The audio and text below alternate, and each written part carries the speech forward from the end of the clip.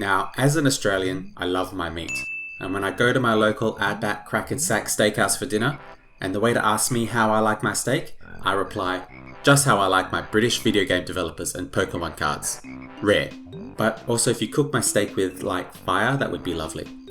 Banjo Kazooie is a Jewish man living in West Jersey who is not at all related to Banjo Kazooie, a video game developed by Rare and released for the Nintendo 64 game console system in 1998.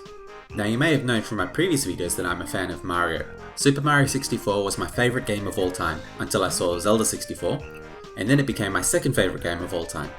I wasn't like a fanboy or anything, but a non-Mario platform game would have to be pretty bloody good for me to consider it as on par with Mario. Banjo Kazooie is pretty bloody good. Imagine, if you will, a bear. And this bear is wearing shorts.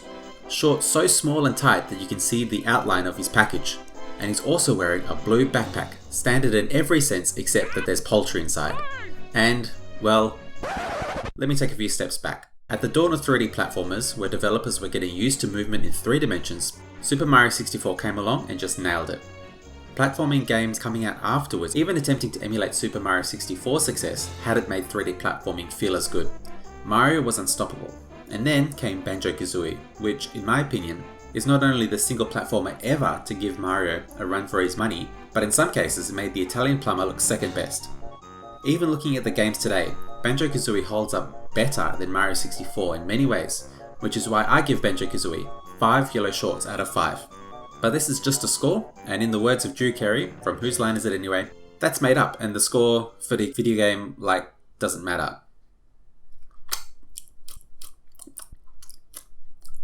Hey! And if I were to leave things here, that would make for a very short video, which would make the Spanish monetization icon say no bueno. So in a more detailed and monetizable video, let's explore together why I love Banjo Kazooie. I didn't have much affinity for Banjo Kazooie, mainly because it was the first game in a new series. In fact, I don't know how a copy of the game came into my possession, but the box art was colourful and attractive to my child eyes. And then I booted it up, and I got into the game as soon as the Nintendo logo shrugs, like it physically shrugs. And then that flying thing hits the Rare logo before falling into the water, and Banjo and Co start playing music to that catchy song.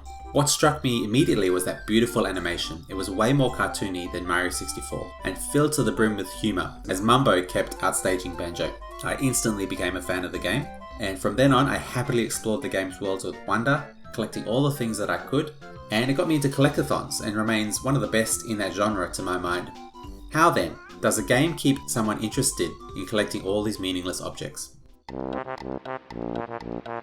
When I itemize things that I like about a game for a video like this one, a category for music I would normally put as 3rd or 4th. So when I put the music category as the first point, I think that speaks volumes of how great this music is. The theme is flippin' iconic. The menu music is great. Spiral Mountain music is great. Grunty's Lair theme is great. And now I just realised that I'm listing all regions of the game in chronological order, so I'll just say that all the music is great. Grant Kirkhope, a lot has been said about your work, and I'll add to that with an emphatic, good job. I might even briefly shut up for a moment and let your functioning earholes enjoy my particular favourite themes. But probably not, I'll be playing all the hits through this goddamn video anyway. Like for real, there is no reason for the tune for Rusty Bucket Bay to slap this hard, but it does. The only other thing I will say to the music other than, it's good. Another touch of brilliance was Grant Kirkhope's fantastic use of dynamically changing music through the environment to suit the mood of that area. For a video that describes it better, see the link in the description, but briefly, the MIDI format which the N64 used for music has 16 channels, allowing for 16 instruments. Grant, the absolute mad lad, decided to use mostly all channels for the piece of music, and as the player moves through the world, they hit trigger zones causing some audio channels to be turned on and others off, resulting in different instruments being played but all keeping the same tune. As a simple early example, check out Grunty's lair theme at the entrance and how it crossfades into a different set of instruments suited to Mumbo's Mountain. Another example of how this tune changes is when you're underwater or on ice. Fantastically, even if all the channels are turned on, the music still sounds listenable, but you'll have to check the video in the description to hear that. The dynamic music works amazingly well to build a great mood and encourage exploration. And if I remember anything about Banjo Kazooie before I see any of the levels in my mind, or even Banjo himself, I remember the music. I'm going to talk about Mario again. And I'll keep doing so because as a kid, Mario 64 was my point of reference. So Mario, Italian guy, controlled really well in 3D space. And for an early 3D game, I mean really well. He had a wealth of moves, and even though the camera wasn't always on your side, it allowed players to effectively navigate the game's challenges. But Banjo did movement better. He had many of the same moves as Mario, the jump obviously, the backflip this time assisted by Kazooie, the bear claw swipe which was equally useless and momentum killing. But here's where the design of Banjo Kazooie, that is a bear with a bird in his backpack, really shines, as the designers really thought about how Kazooie could add meaningfully to the moveset.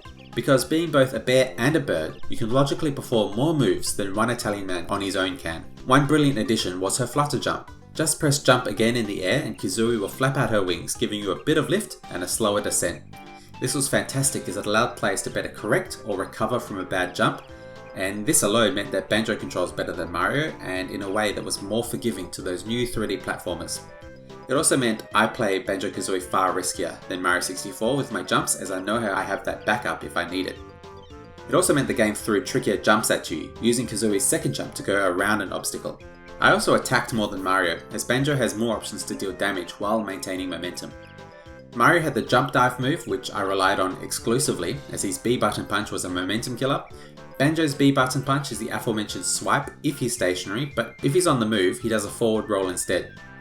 His jump dive equivalent is the air peck, which does added damage and can change directions in midair. Another one of my favourites is Kazooie's run. With two buttons, Kazooie can stick out her legs up from the backpack and run around at great speed while Banjo happily chills on her back.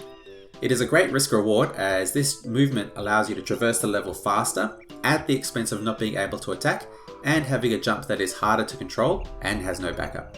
It gives players choice how they want to play, and as New Zealanders would say, choice is choice, bro. That was pretty bad. Unlike Mario, whose moveset was fixed, Banjo learns new moves from Bottles, the mole, throughout the game. Well, more accurately, Kazooie learns the new moves, such as shooting eggs out of her mouth, shooting eggs out of her butt, super long legs, big jumpy time, flight, and invincibility. Now these sound pretty overpowered, especially for a platformer, but the game limits them by either requiring a pad to execute them or limited resources like eggs or feathers to perform. These moves help to vary the gameplay, include unique challenges within levels, and further aid in exploration of the levels. Overall, Banjo Kazooie's design was not only great, but the fully realised moveset using both characters was a breath of fresh air, especially in comparison to Mario. Although just like in Mario, the camera had a number of fixed positions rather than full analog control, resulting in me becoming the dead man on more than a few occasions. Super Mario 64 had 15 levels plus a few bonus little extra levels. These included water level, tower level, snow level, sand level, lava level, the other snow level. Banjo Kazooie has 9 levels, which makes it numerically worse than Mario 64. Thanks for watching, be sure to like, comment and subscribe. However, each world has more than just an element next to the attack of your Pokemon. Each world had what Mario 64 levels lacked: theme. Take for instance Mumbo's Mountain. In this level you have many little locations around that theme. You have the village around Mumbo's hut, then you have the monkey zone, then you have the ant tower, and then you have this little ruin all around the eponymous mountain. Different parts of the world had slightly different instruments playing the theme and provided different challenges. And these little zones inside the level really give the game a sense of scale, according to Wikipedia, which I would agree with. And all the levels in the game follow this structure. My favourite is Treasure Trove Cove with a stranded walrus pirate, animated treasure chests with teeth, and a cool lighthouse at the very top of the level. As a child, I enjoyed going inside the crab you just killed, revealing a much larger location than what's shown on the outside.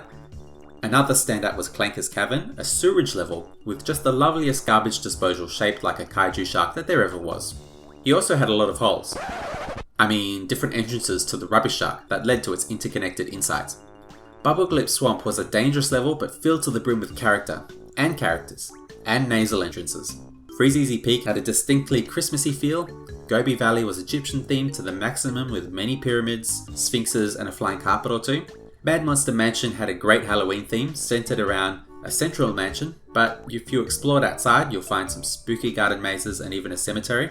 Rusty Bucket Bay might have been the level that I remember the least from childhood, and certainly didn't mess around when it came to platforming sections, which I would argue were too unforgiving. But getting past the PTSD that came back to me in the engine room, it is a fantastically themed level with a calming skybox and detailed little sections of the ship. And finally there is Click Clock Wood, the most ambitious level centered on a huge tree that was the greatest platforming ascent of the game. And it was the most complicated level of the game too, spanning 4 different seasonal seasons. I can't believe I wrote seasonal season. It spans 4 different seasons. So each version of the level functionally changed. Spring, everything is green. In summer, the water level is low, but the leaf buds have opened. Autumn leaves have piled up, allowing quicker access up the tree.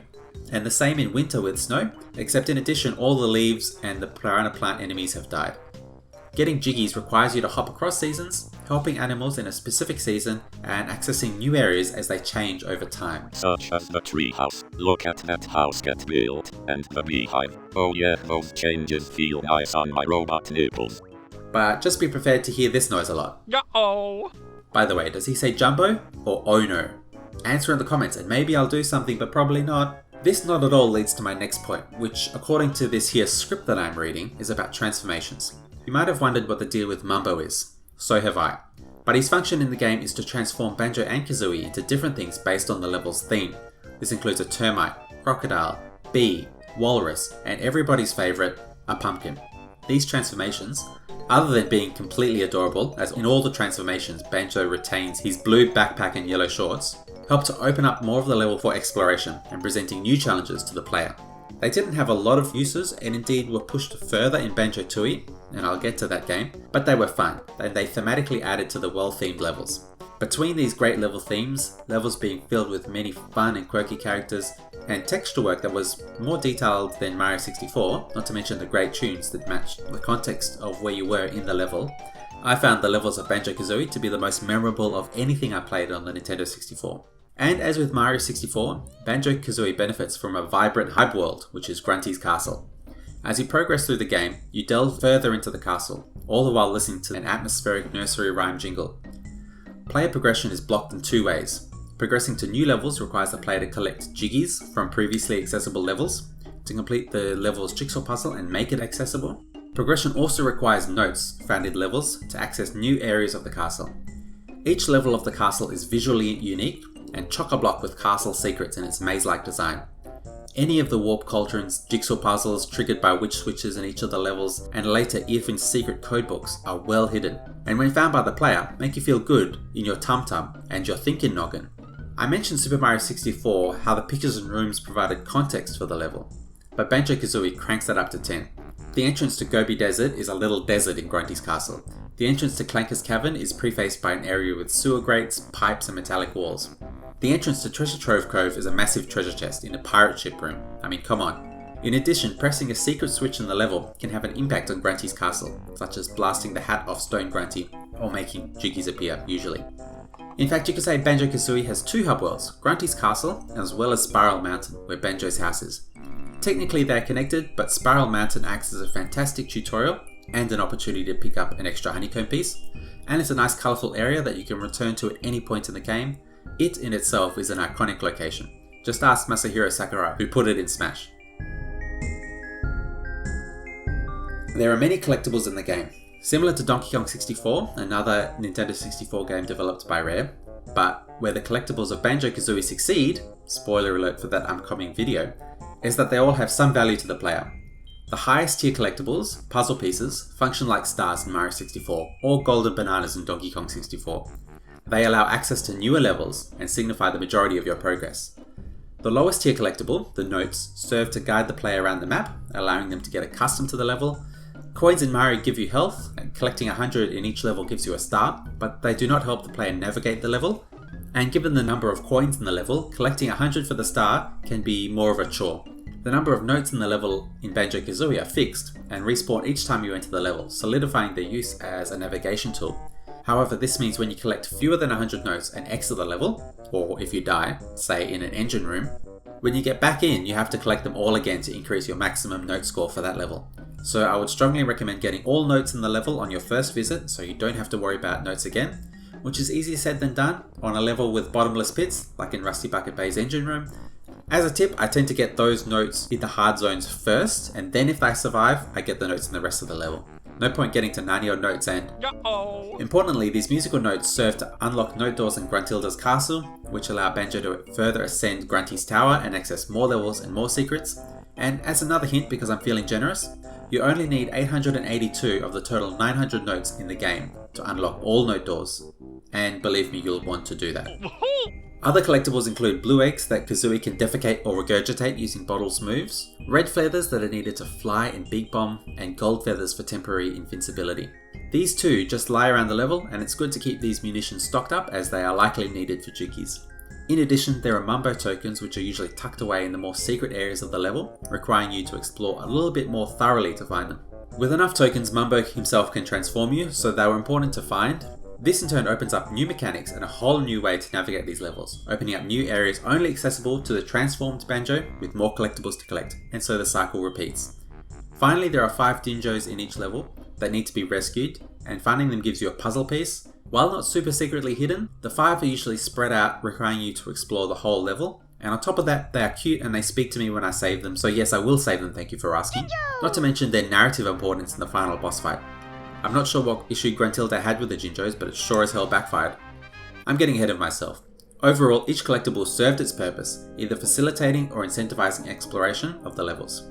And more importantly, they felt important to collect, avoiding the trap that many collect-athons fall into, of having tons of meaningless collectibles to collect.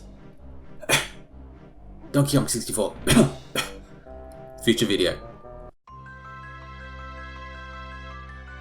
While on the surface the story is very similar to Mario 64, i.e. rescuing a damsel in distress, I find the story of Banjo Kazooie much more enjoyable. And it's not because in Super Mario 64 the cake is an innuendo for sexual intercourse, but rather everything in Banjo Kazooie is a bit more silly, which I'm all in for. For instance, Gruntilla just asking her pot one day who is the most beautiful, and the pot is like, yeah, this young girl, which is a bit weird, and so Grunty kidnaps her to steal her beauty. It's such a simple but goofy premise, and it works based on the strength of the characters and the animated sequences. Like when Tooty is getting kidnapped by Grunty outside Banjo's house, and Banjo's inside sleeping while all this commotion is happening outside, it's just comedic. It's got a little bit of that Monty Python, alright, what's all this then? Gruntilda is a great villain despite not crossing the player all that much. However, when you save and quit, she succeeds in sapping Tooty's beauty in another great cutscene. Keep it in your pants, Mumbo. Her rhyming dialogue making fun of you as you go through the stronghold is memorable, as too was the game show towards the end of the game. Mechanically it is not strong, but I just love the subversion of video game boss encounters that this represents. And showing me pictures and sounds of my adventure was a great way to reminisce on the journey, and also to not die in lava. But if you're having trouble, be sure to get these Banjo Joker cards because they can allow you to quickly jump over insta-death tiles or tiles about Grunty, because I never bothered to learn anything about her from her sister. Yes, I'm sure she was nice, I just don't care. And when you succeed and rescue Tooty, the game does a fake ending with credits and a small scene of Mumbo manning the barbecue at Banjo's house before Tooty arrives and tells Banjo to take care of Grunty who escaped to the top, which is hilarious but unfortunately led to the biggest sore point in the game, the final fight with Grunty, which has been scientifically tested as being complete arse, with a lot of the fight constituting hitting small targets with a wildly swiveling camera and a barrage of fireballs targeted on your yellow shorts, and possibly a bugged Jinjo statue that doesn't bloody activate. It is very tedious and not fun, and it's the only time in the game where I feel like I'm fighting the controls, and it's a disappointing note to end on. I would recommend getting the 882 maximum note score at least, and 4 Jiggy pieces to complete this puzzle in the final room to get double health. It is absolutely needed for this shit show of a boss. Nevertheless, beating her leads to a tribute to all the many characters and enemies being listed, and the game crams many into its cartridge, before a final scene on the beach with all the heroes on a well-earned holiday was fantastic. A fitting end that revealed more potential secrets in the game, secrets that were never accessible to the player. Not knowing anything about stop and swap that Rare tried to implement with a sequel, this just injected so much mystery into the game, and I love that. But what truly sucks about Donkey Kong 64 was... Oops, sorry, wrong video. The word that's synonymous with Nintendo is polish, which is why I find it surprising, given the scrappy bunch of developers that call themselves Rare, was how polished Banjo Kazooie is. Polished in its memorable levels, polished in its moveset that out-movesets Mario's moveset, the fantastic music, and the other category that I said. In fact, the polish is evident right out of the gate, and why I became a fan of the game almost instantaneously when that fly hits that Rare logo and the song starts, and Banjo pokes his head from off-screen and waves, and the fantastically animated musical battle between Mumbo and Banjo starts, and from that point on, you can tell the game is going to be something special. So you might be asking yourself the question, Dearest Sir, I would kindly ask, how do you feel about it now as an adult playing the game to get footage for this video? The answer is, and I thank you for asking politely, I found it rather enjoyable, far less frustrating than my Mario 64 revisit. And most importantly, I found it nostalgic. It's impressive how much of the game remains etched into my mind. It's just so ding-dang memorable, and I'm quite aware of how many times in this video I've brought up Super Mario 64. But this whole series of videos is not meant to be an objective analysis of these games, but rather my subjective experiences. Super Mario 64 was a foundational game for me. It was a landmark experience that turned me into a gamer and is the benchmark that I compare every game to. And Zelda Ocarina of Time would overtake it and become my favourite game, but it had to battle hard to sway my opinion of it initially. So what I'm trying to say is that in the pantheon of legendary games in my mind, among titles such as Super Mario 64 and Ocarina of Time, Banjo Kazooie well and truly deserves a place, and there is no greater compliment I can give it than that.